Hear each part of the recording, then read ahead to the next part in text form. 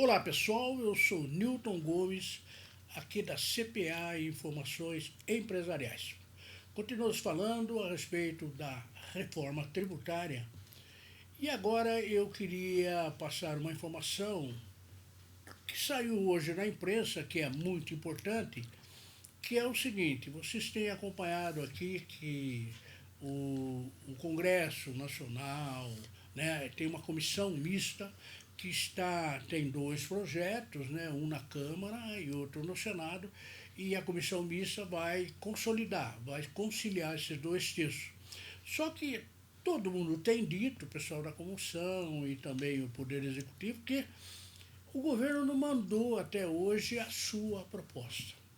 Nós temos tido notícias de jornal, comentários, entrevistas, mas é tudo fragmentado, não dá para saber exatamente. Então, o que aconteceu? O último pronunciamento, digamos aqui, eu tenho ele aqui, foi no dia 10 de dezembro, em que o governo falou sobre aquilo que ele pretende, que seria a terceira proposta, né? Uma da Câmara, uma do Senado e outra do governo, que não chegou até hoje. Ocorre, porém, que eu tenho dito aqui que amanhã, quarta-feira, dia 4, vai começar a funcionar a primeira reunião da comissão mista. Então, isso me parece que apressou um pouco o governo, já não digo para mandar um projeto, mas pelo menos para mandar sugestões. E então acabou acontecendo que ontem a assessora especial do ministro da Economia, o Paulo Guedes, que é a Vanessa Canado.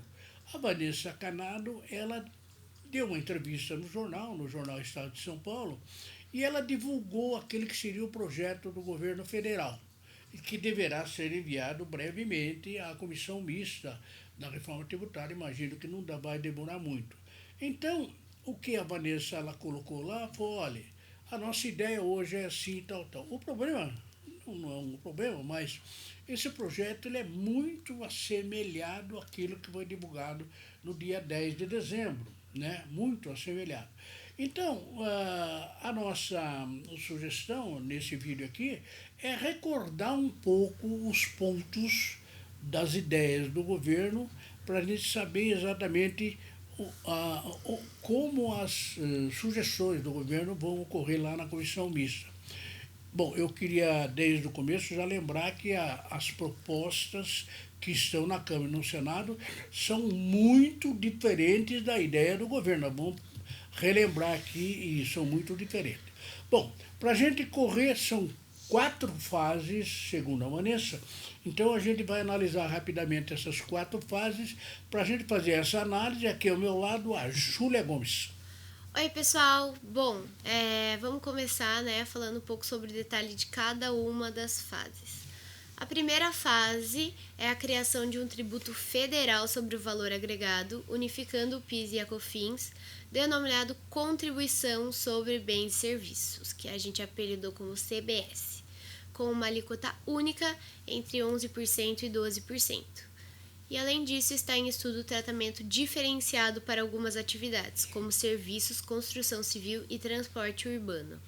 Muito bem, então essa primeira fase, a gente já ouviu falar isso lá em dezembro, né? Juntar PIS e COFINS, faz uma CBS, que é uma contribuição sobre bens e serviços, uma contribuição do tipo IVA, uma alíquota única, né, como a Júlia falou aí, variável entre 11% e 12%. O problema é que existem setores que estão reclamando muito a respeito disso, né? Estão fazendo campanha, etc., tal, contra essa ideia da unificação do PIS e COFINS, porque, segundo eles, principalmente na área de serviços, na área de construção civil e na área de transporte urbano, a carga tributária vai aumentar muito, segundo os cálculos que esses setores têm feito. Então, como eles têm reclamado muito, esse pessoal está conversando, inclusive ontem tinha reuniões com a Vanessa, com o Paulo Guedes, etc., a respeito de calibrar essas alíquotas de 11% e 12% para esses setores. A ideia não é essa, a ideia é fazer uma alíquota só, única em todo o país. Porém, essa pressão da área de serviço, construção civil e transporte urbano, já está fazendo com que a equipe lá da Receita Federal, perdão, a equipe lá do Ministério da Economia, ela tente contemporizar, porque isso pode, sem dúvida nenhuma, inviabilizar a reforma tributária, né? Então, essa é a fase número 1. Bom, são 4 fases, né? Aí a nossa estimada Vanessa, ela falou também da segunda fase, né, Julia? Isso aí. A segunda fase inclui as mudanças do IPI, que é o Imposto sobre Produtos Industrializados, que será transformado em um tributo seletivo, onde tem a incidência sobre cigarros, bebidas e alguns veículos. E além disso tudo, a revisão da incidência da CID combustíveis. Vejam como é interessante, né? Desde que nós temos falado a respeito desse projeto do IVA, ou o IBS brasileiro, a gente não se cansa de falar que no pacote do IVA sempre vem o imposto seletivo. O IVA é o imposto universal, né? O IBS, que vai pegar sobre tudo, como essa é a ideia da CBS aqui, mas nós temos um imposto seletivo que vai incidir sobre alguns produtos, né? Aqueles produtos que fazem muito mal à pessoa e fazem muito mal à sociedade, né? Então, a ideia o que é? A ideia, além de cobrar esse IVA, que no caso seria uma CBS, cobrar-se-ia um seletivo, né? Um tributo seletivo, que incidiria sobre cigarros, bebidas e alguns veículos. Por quê? Cigarro faz mal à saúde do ser humano, bebida atrapalha muito, tem trânsito, briga, acidente, e também tem alguns veículos. Me parece que a ideia aqui é tributar os veículos mais caros, veículos mais que custam mais, né? Então mereceriam uma tributação, né?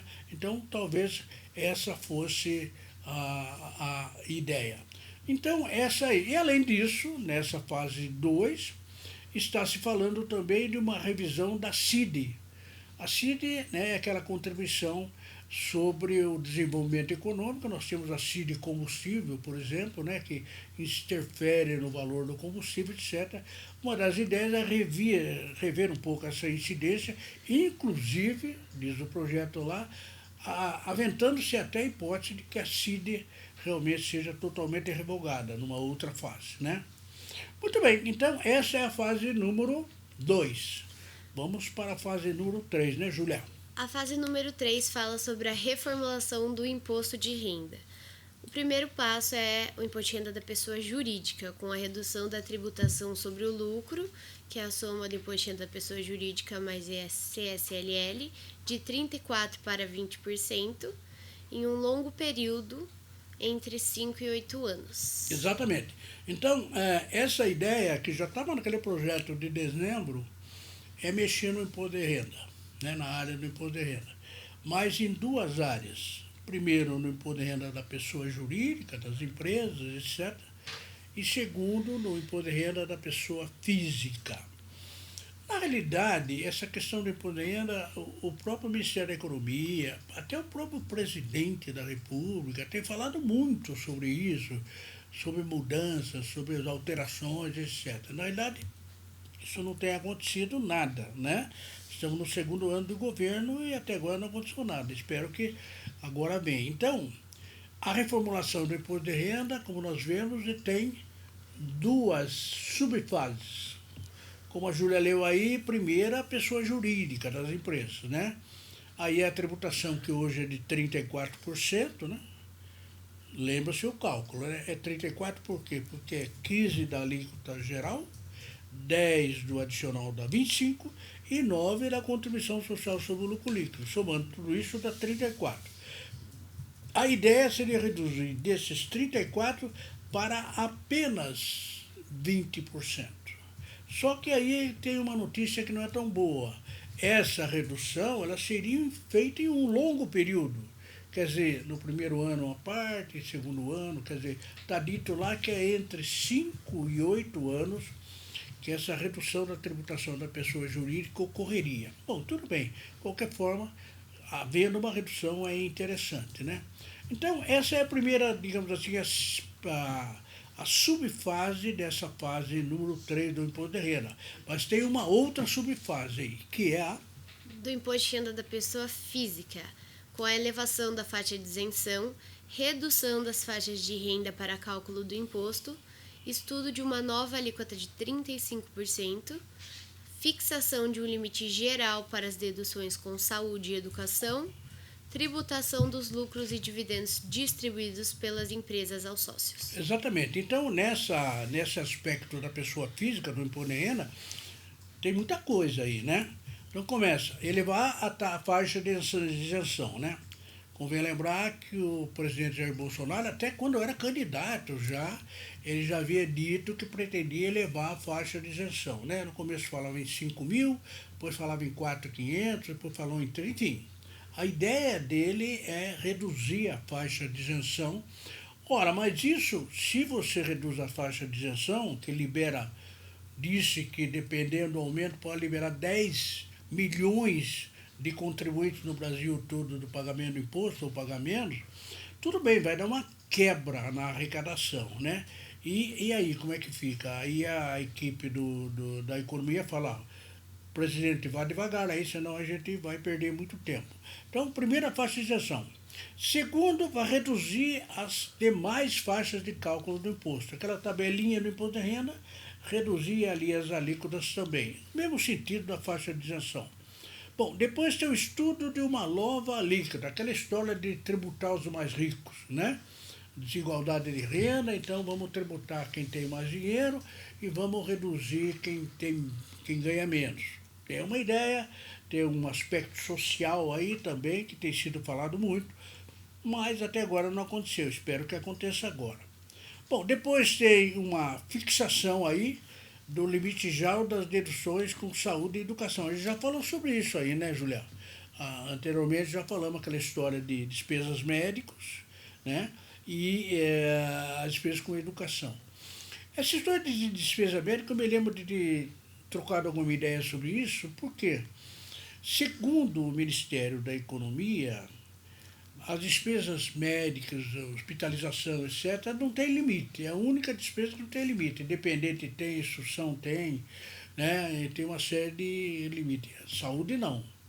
Então, o Ministério da Economia entende que o rico, milionário, ele faz uma cirurgia muito cara, fica muito tempo hospitalizado, gasta muito dinheiro, aí vai na declaração do imposto de renda, reduz tudo aquilo sem qualquer limite e paga menos imposto, ou até nem paga o imposto. Na realidade, tem um certo coisa. Então, uma das ideias é estabelecer aí um limite geral entre a saúde e a educação. E depois tem uma última parte, Júlia, que é... A quarta fase fala sobre a desoneração do custo da folha de salários das empresas, com a eliminação progressiva dos encargos incidentes sobre a folha de pagamento. Muito bem. Eu só queria lembrar que na fase 3 anterior, né, nós temos também a tributação, que está sendo estudado, né? A tributação de lucros ou dividendos distribuídos pelas empresas aos sócios. Essa é uma ideia muito antiga, tem se falado muito, tem muita gente favorável, até agora não aconteceu. Parece que essa tributação de lucros ou dividendos seria uma forma de compensar a elevação do limite de isenção, né? Isto é, muitos contribuintes deixam de pagar, aquele de menor renda, e ao mesmo tempo aquele que recebe dinheiro das empresas, os mais ricos, paga. Uma coisa compensa a outra, né? O Ministério da Receita Federal já falou várias vezes que não é bem isso, né? Porque uma coisa não dá para compensar a outra.